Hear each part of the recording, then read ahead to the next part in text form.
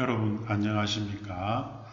오늘은 2단은 헤아려 읽고 맞추어 쓰고의 소단은 예측하며 읽기의 2차 시를 시작하겠습니다. 먼저 1차 시 복습부터 하고 수업을 시작하겠습니다. 1차 시에서는 선생님이 3개의 학습 과제를 했는데 첫 번째는 나라가 관계의 심리학이라는 책을 선정하고 3가지를 보면서 예측을 했습니다. 그죠? 그 3가지를 적어보라 그랬죠. 첫 번째는 책 표지이죠. 첫 번째는 책 표지가 되겠습니다. 두 번째는 글쓴이에 대해서 읽어보고 예측을 했죠. 세 번째는 책의 차례를 살펴보면서 예측하면서 읽었습니다. 두 번째 학습 과제를 한번 살펴볼까요? 두 번째 학습 과제는 문단을 읽고 나서 그 문단의 내용을 정리하는 내용이었죠. 그래서 괄호 안에 알맞은 단어를 넣어보게 했습니다. 가를 볼까요? 가의 첫 부분을 한번 읽어보겠습니다. 사람 사이의 모든 관계는 만남에서 시작된다 했습니다. 만남이 시작되는데 다른 사람과 직접 얼굴을 마주하는 만남이 가장 중요한 것은 뭐냐? 첫 만남이라는 거죠. 그래서 사람들은 처음 만나서 받는 그 인상을 좀처럼 바꾸려 하지 않는다. 그런 내용이 있죠. 그래서 가는 여러 만남 가운데 가장 중요한 것은 첫 만남이다. 그러게 되겠습니다. 나를 보겠습니다. 나는 사람들이 첫 인상을 형성할 때 사용하는 정보는 대단히 제한적이다 했습니다. 그래서 얼굴 생김새, 체격, 키 같은 겉모습과 몸짓, 말투 이런 걸 가지고 첫 인상을 무리 없이 형성한다고 했습니다. 그래서 나는 사람들은 제한적인 정보로 첫인상을 형성한다. 그게 되겠죠. 다를 보겠습니다. 다는 마지막 부분을 보면 알 수 있어요. 사람들은 자기의 경험과 지식을 잣대로 해가지고 상대의 첫인상을 결정해 버린다. 그런 내용이죠. 그래서 경험, 지식, 첫인상 이렇게 되겠습니다. 라로 넘어가 볼까요? 라는 이렇게 자신의 경험, 지식을 가지고 첫인상을 결정하는 것을 뭐라 그러냐? 가설 검정 바이어스라 그래요.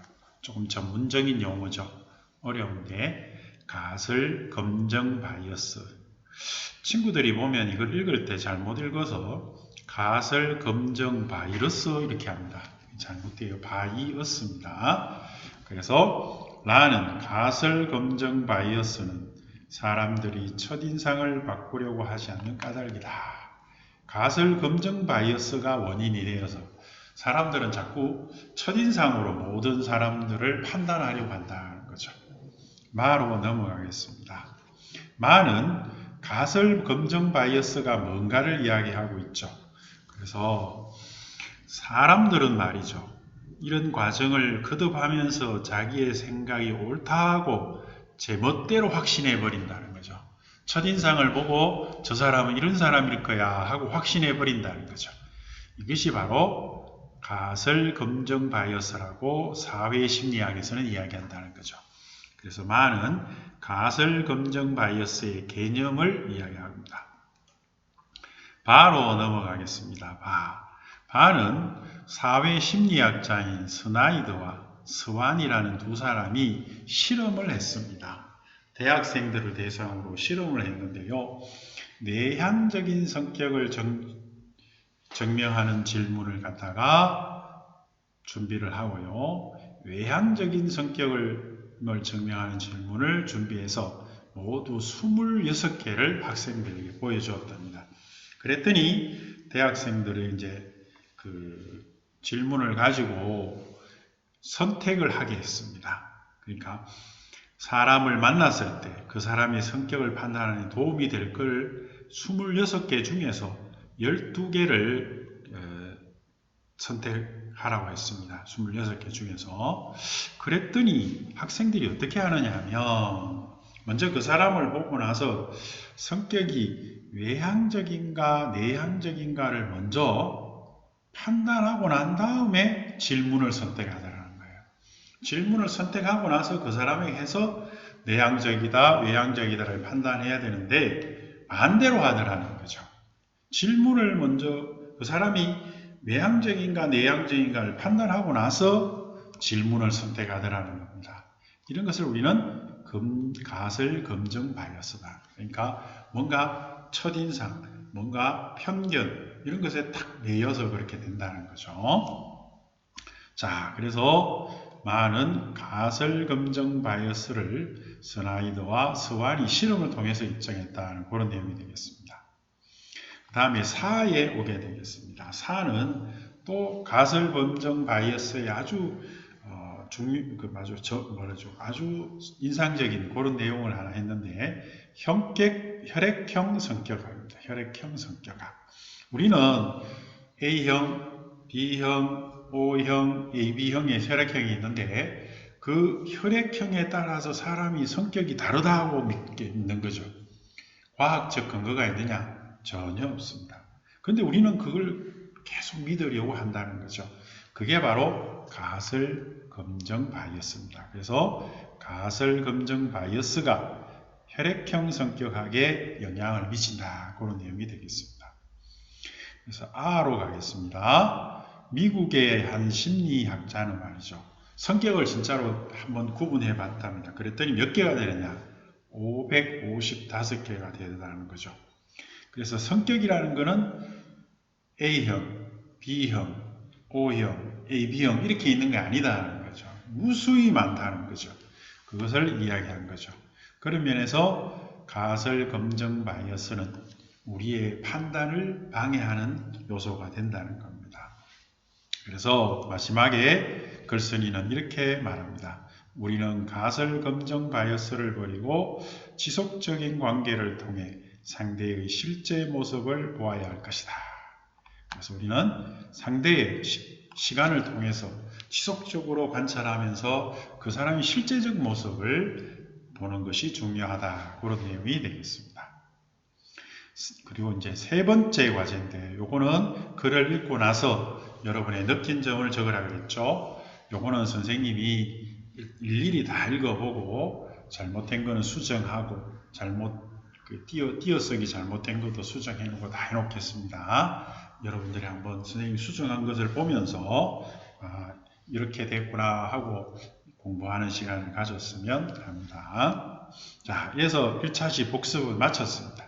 그러면 2차시로 가겠습니다. 교과서에 저번에 우리 읽으면서 옆에서 있었던 이 부분들이 바로 뭐라고요?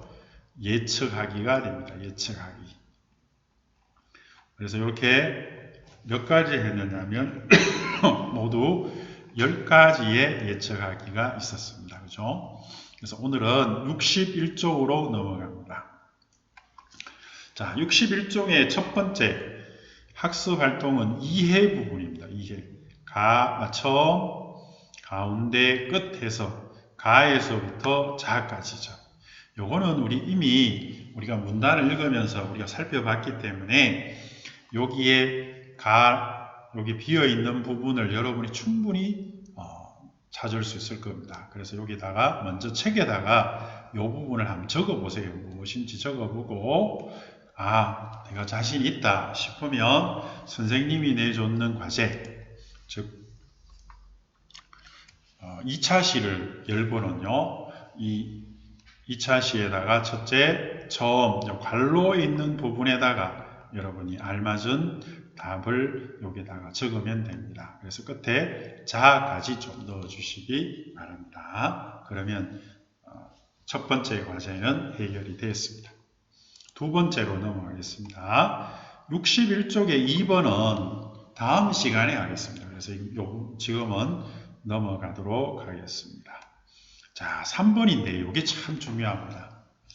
우리는 예측하며 읽는데 무엇을 보고 예측을 해요? 그걸 한번 보겠습니다. 모두가 몇 가지나 10가지가 됩니다. 우리 한번 볼까요? 첫째, 독자의 배경 지식, 나가 가지고 있는, 글을 읽는 사람 나가 가지고 있는 배경 지식을 가지고 예측하며 읽습니다. 두 번째는 글쓴이에 대한 정보, 글쓴이가 어떤 사람인가를 가지고 예측하며 읽어요. 세 번째는 그 책의 제 앞쪽에 있는 차례를 쭉 훑어보고는 이런 글이겠구나 하고 예측하죠. 그 다음에 네 번째는 글에 나타난 정보나 읽기입니다. 문장 속에 나타나는 정보와 문장과 문장이 연결되면서 나타나는 의미를 가지고 예측하며 읽습니다. 그 다음에 다섯 번째는 제목, 표지에 드러난 정보, 거기에 실려있는 글들을 보고 그림을 보고 예측을 하죠. 자, 그럼 요 5가지가 뭐에 해당되는가 한번 찾아보는 거예요. 첫 번째 질문, 두 번째 질문. 질문이 아닙니다. 다시 수정합니다. 첫 번째 예측하기, 두 번째 예측하기, 세 번째 예측하기, 그 다음에 6번째 예측하기, 8번째 예측하기가 어디에 해당되는지. 요 5개가 각각 다르게 적용이 됩니다. 겹치는 게 없어요. 그러면 요 5가지가 어디에 해당되는지 잘 살펴보고 한번 적어줍니다. 그러면 다시 돌아가면 자, 두 번째 과제입니다. 독자의 배경 지식, 글쓴이에 대한 정보, 차례에 드러난 정보, 글에 나타난 정보나 읽기 맥락, 책의 제목이나 표지에 드러난 정보. 자, 요게 어디에 해당되는지 여기다가 과제에는 여기다가 이렇게 적어주면 됩니다. 이렇게 적어주면 됩니다. 자, 그리고 다시 교과서로 넘어가겠습니다. 이제 63쪽으로 가보겠습니다. 63쪽에도 우리가 예측하는, 무엇을 보고 예측하는가가 있습니다. 그죠? 첫 번째, 글의 구조, 이어질래요, 글쓴이의 의도, 낱말이나 문장의 뜻, 글이 사회에 미치는 영향, 이렇게 5가지가 또 있습니다. 그래서 여기에 4번째 예측하기, 5번째 예측하기, 7번째 예측하기, 9번째 예측하기, 10번째 예측하기. 이걸 통해서 여러분들이 어디로 연결이 되는가. 우리 교과서에서는 이렇게 뭐 빗금을 치게 연결하게 되어 있는데 서로 선생님이 내주는 과제에는 그런 게 아니고 이렇게 5가지가 어디에 해당되는가. 앞에처럼 이렇게 적어주시면 좋겠습니다. 여기도 적어주고 이렇게 해서 10가지를 적어주면 좋겠습니다. 자, 이렇게 해서 2차 시 과제를 완성한 친구들은 선생님에게 완료했습니다 라고 카톡에 남겨주면 선생님이 들어가서 채점을 하겠습니다.